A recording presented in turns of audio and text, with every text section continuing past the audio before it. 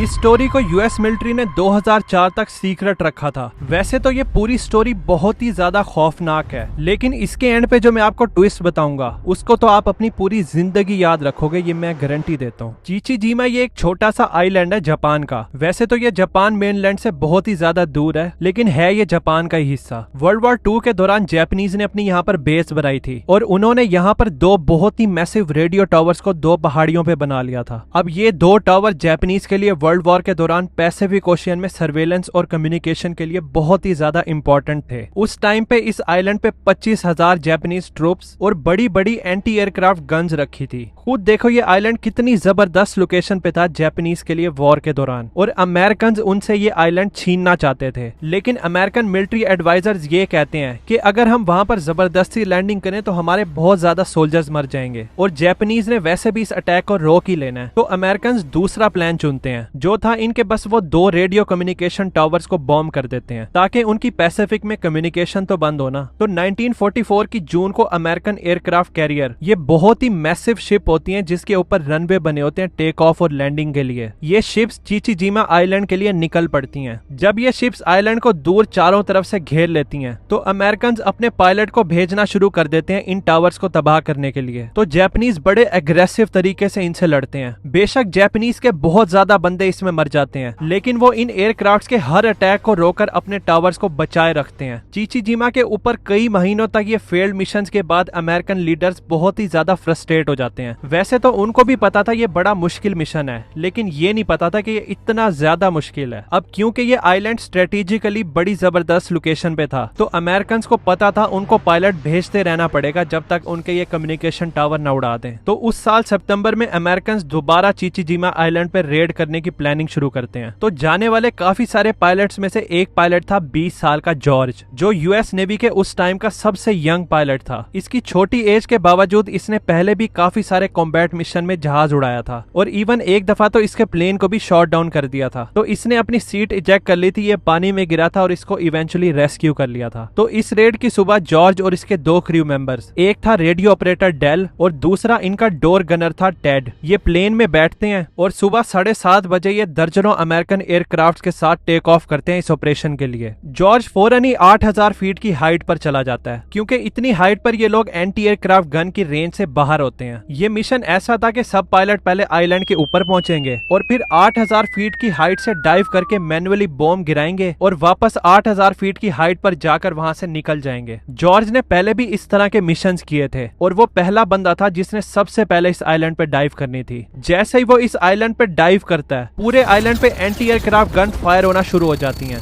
गोलियों के राउंड हर तरफ उड़ रहे थे। जॉर्ज नोटिस करता है कि उसके प्लेन की एक साइड पे हिट हुई है, लेकिन प्लेन स्टेबल था, तो वो डिसाइड करता है कि वो अभी भी नीचे ही जाता रहेगा उनकी तरफ और मिशन कंप्लीट करेगा। जॉर्ज टेड और डेल को चीख कर बोलता है पकड़े रहना। जैसे ही जॉर्ज 3,000 फीट की हाइट पर आता है, वो दो 500 पाउंड के बम रिलीज कर देता है और वो सीधा रेडियो टावर पे ही जाकर फटते हैं। इस पॉइंट पर जॉर्ज का प्लेन पूरा फायर से कवर हो जाता है। वो टेड और डेल को चीख कर बोलता है अभी रुको, और लिवर को जोर से ऊपर खींचता है और अपने आप को टावर से टर्न करके किसी तरह पानी की डायरेक्शन में कर देता है। वो अपने प्लेन को इस आइलैंड से थोड़ा दूर तो कर लेता है, लेकिन फिर वो नोट करता है उसका प्लेन नीचे की तरफ जाना शुरू हो गया। जैसे पिछले मिशन में जॉर्ज को एक बार पहले भी शॉट डाउन किया था, तो उसने इससे ये सीखा था कि अपने एनिमी से जितना दूर हो सके जाओ और फिर अपनी सीट इजेक्ट करो, क्योंकि अगर जल्दी प्लेन से इजेक्ट कर दिया और पानी में गिरे एनिमी के बिल्कुल साथ ही, तो वो तो पकड़ लेंगे। तो जॉर्ज उस लिवर को ऊपर की तरफ खींचे रखता है। प्लेन आहिस्ता आहिस्ता नीचे होता रहता है। टेड और डेल उसको चीखते रहते हैं कि हमें बाहर निकलना पड़ेगा। उस टाइम जो दूसरे अमेरिकन प्लेन्स थे जो डैमेज हो गए थे, उनके क्रू भी सीट इजेक्ट करके बाहर निकल रहे थे, लेकिन जॉर्ज उनको बोलता है नहीं अभी रुको, और वो आगे जाता रहता है। उस पॉइंट तक के प्लेन पानी के इतना करीब हो गया था कि अब बहुत देर हो गई थी, और अब वो ऑर्डर देता है प्लेन से बाहर निकलो। जॉर्ज प्लेन के कंट्रोल्स को छोड़ता है, दरवाजे से छलांग लगाता है। निकलते हुए उसका सर प्लेन के पिछले हिस्से पे लगता है, लेकिन उसका पैराशूट पानी से टकराने से पहले ही खुल जाता है। वो पानी में गिरता है और जॉर्ज की जान बच जाती है।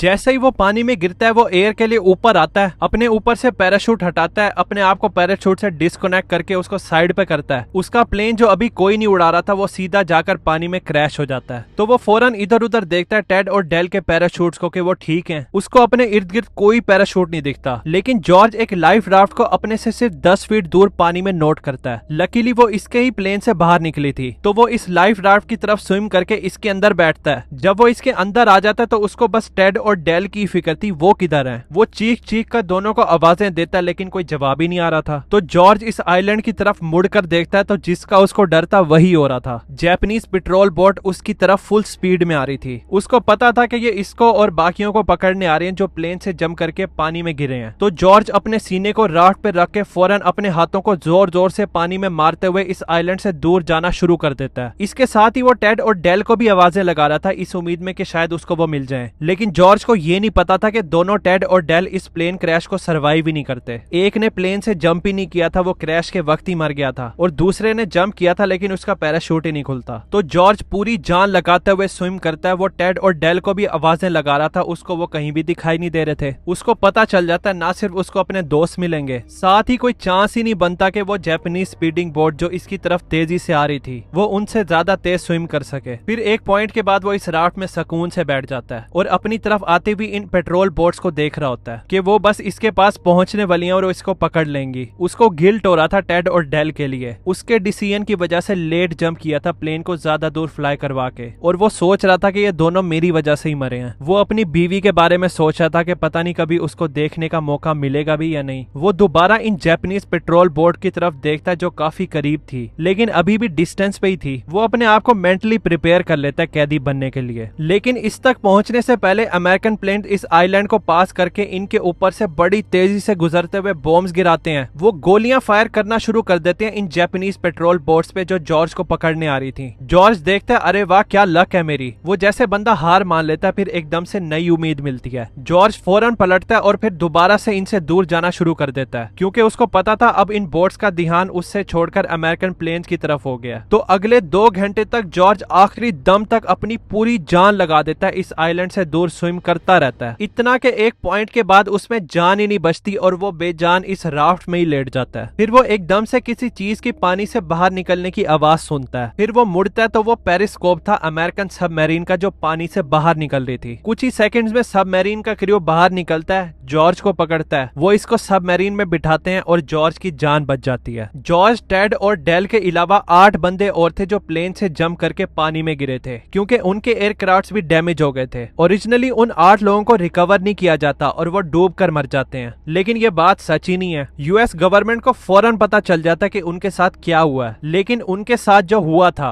उसकी डिटेल इतनी ज्यादा खौफनाक थी कि गवर्नमेंट डिसाइड करती है कि वो इसके बारे में किसी को भी नहीं बताएंगे। स्पेशली वो इन 8 लोगों के माँ बाप और प्यारों को तो कभी भी नहीं बताएंगे, क्योंकि अगर उन्होंने सुन लिया तो वो ट्रॉमा में चले जाएंगे। तो इनकी मौत की डिटेल्स को टॉप सीक्रेट रखा जाता है। लेकिन 59 इयर्स के बाद 2004 में Arthur James Bradley Japanese post world war 2 war crime trials जो गुमान में हुए थे उसकी ट्रांसक्रिप्ट को ढूंढ लेते हैं, जिधर जापानीज लीडर कन्फेस करते हैं जो इन्होंने इन 8 कैप्चर्ड अमेरिकन के साथ किया था और उनके साथ ये हुआ था। जॉर्ज की निस्बत ये जो 8 अमेरिकन बंदे थे, जैसे ही ये पानी के करीब आते हैं तो फौरन प्लेन से जंप कर देते हैं, जिसकी वजह से वो पानी में इस आइलैंड के बहुत ही करीब थे। इससे पहले अमेरिकन एयरक्राफ्ट आते और इनको बचाते, जैसे जॉर्ज को बचाया था। इन सब बंदों को जापानीज पकड़कर आइलैंड पे ले जाते हैं। अब ये देखो कि पिछले कई महीनों से अमेरिकन एयरक्राफ्ट जापानीज सोल्जर पे लगातार बम गिरा रहे थे, जिसके रिजल्ट में इनके बहुत ज्यादा बंदे मर गए थे। तो ये सोल्जर्स नफरत करते थे अमेरिकन से और वो इनसे अपना बदला लेना चाहते थे। फिर एकदम से आपके पास 8 अमेरिकन प्रिजनर आ जाएं इस आइलैंड पे, जिनको बचाने वाला कोई भी नहीं है। तो आपके ख्याल में क्या हुआ होगा उनके साथ? जापानीज डिसाइड करते हैं कि वो इन 8 बंदों से अपना बदला लेंगे। बंदी बनाने के 24 घंटे बाद इन सब बंदों को इस आइलैंड के एक कोने पे रखते हैं। फिर इनमें से एक बंदा मार्व मर्चेंट, जो 19 साल का था, लॉन्ग बीच कैलिफोर्निया से, उसको जापानीज लीडर पकड़ता है और अपने कैंप के दरमियान दरख्त से बांध देता है। ये कमांडर अपने बाकी सोल्जर्स को बोलता है कि वो मार्व को पीटें, लाते मारें। तो सारे दिन सोल्जर्स आते रहते हैं, वो इसकी दुर्गत बनाते हैं और वो दरख्त के साथ बंधा हुआ कुछ कर भी नहीं सकता था। बाकी 7 प्रिजनर्स को वो जानकर जबरदस्ती दिखा रहे थे, क्योंकि वो भी बेबस थे। फिर उसी रात वही सेम कमांडर वापस आता है, उसकी रस्सी खोलता है, बाकी प्रिजनर्स को बोलता है हिलना मत, और फिर वो और कुछ जापानीज सोल्जर मार्व को पकड़कर जंगल की तरफ ले जाते हैं, एक ताजी खोदी हुई कब्र के पास। इस कब्र के साथ मार्व देखता है एक जापानीज सोल्जर तलवार लेकर खड़ा है। तो वो मार्व को बोलता है कब्र के कोने पे जाकर घुटनों पे बैठ जाओ, और फिर उसको आखिरी सिगरेट पिलाते हैं। मार्व बड़े सुकून से सिगरेट पीता है। फिर तलवार वाला बंदा उसकी आंखों पर पट्टी बांधता है और वो उसको बोलता है तुम अपनी गर्दन को आगे बढ़ाओ। जैसे ही मार्व ये करता है उसका सर अलग कर देते हैं। फिर वो इसको इस कब्र में दफना देते हैं। उस रात इनमें से एक हाई रैंक जापानीज जनरल जिसका नाम था योशियो टाचिबाना, ये शराबी था और प्रिजनर्स पे बड़े खौफनाक जुल्म करने की वजह से मशहूर था। वो शराब पीकर मजे में बैठा था, तो वो डिसाइड करता है कि उसके सोल्जर्स को प्रूव करना पड़ेगा कि उनके पास लड़ने का जज्बा है। इसको प्रूव करने के लिए बस एक ही तरीका है कि वो इंसान का गोश्त खाएं। टाचिबाना ऑर्डर देता है मार्व को कब्र से बाहर निकालो, और फिर टाचिबाना अपने सर्जन्स को उधर भेजता है कि वो मार्व की थाई को रिमूव करें। सर्जन्स जाते हैं, सर्जिकली उसकी थाई को रिमूव करके कुक के पास भेज देते हैं। फिर कुक्स मार्व की थाई का खाना बनाते हैं और उसको टाचिबाना, उसके हाई रैंकिंग ऑफिसर्स और कुछ सोल्जर्स को सर्व करते हैं। उन सबको मार्व की थाई सोया सॉस और साके के साथ इतनी मजे की लगती है कि टाचिबाना फिर से ऑर्डर देता है कि वो मार्व से और गोश्त काट कर लाएं, और वो यही करते हैं। मार्व के मरने और खाने के 1 महीने के अंदर ही टाचिबाना डिसाइड करता है कि उसको और इंसान का गोश्त खाना है और उसके सोल्जर्स को भी खाना चाहिए, क्योंकि वो और कुछ ऑफिसर सुपरस्टिशियस थे कि ये इनको स्ट्रॉन्ग करेगा और इनकी हेल्थ के लिए भी फायदेमंद है। तो वो फैसला करते हैं कि वो और अमेरिकन प्रिजनर्स को मारकर खाएंगे। तो वो बाकी 7 अमेरिकन प्रिजनर को राइफल रेंज में लेकर जाते हैं। एक जापानीज सोल्जर इनमें से 25 साल के फ्लॉयड हॉल को पकड़ता है, उसको ग्रुप से अलग करके लकड़ी के स्टेक के साथ बांध देते हैं। तो टाचिबाना अपने सोल्जर्स को ऑर्डर देते हैं अपने बेनेट्स को फ्लाइट के अंदर खुबाओ। तो एक एक करके सोल्जर जाते हैं, उसके सीने पे, उसके पेट पे अपने बेनेट्स खुबाते हैं कि वो मर ही जाता है। जब वो मरता है तो टाचिबाना अपने साथ सर्जन भी लाया था इसी मकसद के लिए। वो इनको ऑर्डर देता है कि फ्लॉयड के लिवर और गल ब्लैडर को इन 6 अमेरिकन प्रिजनर के सामने रिमूव करो। ये प्रिजनर्स अपने सामने ये होता देख रहे थे। फिर जब वो उसका लिवर और गल ब्लैडर रिमूव करके सेलोफोम पेपर में रखते हैं तो सर्जन साइड पर हो जाते हैं, क्योंकि उनको पता था ये आज के दिन की आखिरी एग्जीक्यूशन नहीं है, एक और होनी है। तो बचे हुए बाकी 6 प्रिजनर इधर उधर देखते हैं कि आगे क्या होगा। तो कमांडर आगे बढ़कर एक और प्रिजनर को पकड़ता है। ये 22 साल का अल व्यूगन था जो टेक्सास से था। इसको पकड़ते हैं। वो सोचता है मेरा अंजाम ऐसा नहीं होगा जो फ्लॉयड के साथ हुआ है कि उसको बांधकर ऐसे मारा है। तो वो फौरन ही एग्रेसिव हो जाता है। वो बस तकलीफ के बगैर जल्दी मरना चाहता था। वो अपनी गर्दन को एक्सटेंड करके इशारा करता है कि मेरी गर्दन उड़ाओ। जापानीज कोशिश करते हैं उसको वुडन स्टैम्प पे बांधने की, लेकिन वो काबू में ही नहीं आता, क्योंकि वो बहुत ज्यादा रेजिस्ट कर रहा था और बार बार अपनी गर्दन को एक्सटेंड कर रहा था। तो फाइनली जापानीज सोल्जर उसको पकड़कर जमीन से लगाते हैं और उसकी गर्दन उड़ा देते हैं। फिर दोबारा से सर्जन आते हैं और बाकी 5 बचे हुए अमेरिकन बंदों के सामने अर्ल का भी लिवर और गल ब्लैडर रिमूव करते हैं। उसको भी सेलोफोम पेपर में रैप करके वो कुक के पास भेज देते हैं बनाने के लिए। फिर उस रात सारे हाई रैंकिंग ऑफिसर्स अर्ल और फ्लॉयड के गोश्त की दावत उड़ाते हैं। अर्ल और फ्लॉयड के मरने के बाद बाकी अमेरिकन प्रिजनर्स को भी इसी तरह एक एक करके मारते हैं उनके साथियों के सामने। इन 5 में से 2 और बंदों को भी मारकर खाया जाता है, लेकिन बदकिस्मती से इन 2 में से भी एक बंदे को फौरन नहीं मारते, बल्कि जिंदा ही वो सर्जन्स को लाकर उसकी बॉडी पार्ट्स को सर्जरी से अलग करके पका कर खाते हैं। जब वो खा लेते थे तो वापस इसकी बॉडी के और मजीद पार्ट्स को निकाल कर ले जाते थे, अंटिल उसका कुछ भी नहीं बचा और फिर उसको मारा गया था। ये इन्होंने इसलिए किया था ताकि गोश्त फ्रेश रहे। जब वॉर खत्म हो जाती है तो 34 जापानीज सोल्जर टाचिबाना को मिलाकर सबका ट्रायल होता है जो इन्होंने 8 अमेरिकन प्रिजनर्स के साथ किया था। इनका जुर्म साबित हो जाता है और इन सबको फांसी देकर दफन कर देते हैं। दूसरे बंदे जो इस आइलैंड पे थे जिनके सामने ये सब हुआ था और उन्होंने इस बारे में कुछ भी नहीं किया, या उन्होंने इसमें पार्टिसिपेट तो लिया था लेकिन इनडायरेक्टली, उनके भी वॉर क्राइम ट्रायल्स होते हैं। ये भी मुजरिम साबित होते हैं और इनको 8 साल के लिए जेल में भेज दिया जाता है। अब है ट्विस्ट टाइम। जॉर्ज, जिसको जापानीज बोर्ड ने बस पकड़ ही लिया था और उसका भी यही हाल होना था, लेकिन उसकी किस्मत अच्छी थी, वो बच गया। आपको क्या लगता है जॉर्ज कौन था? उसका पूरा नाम है जॉर्ज H.W. बुश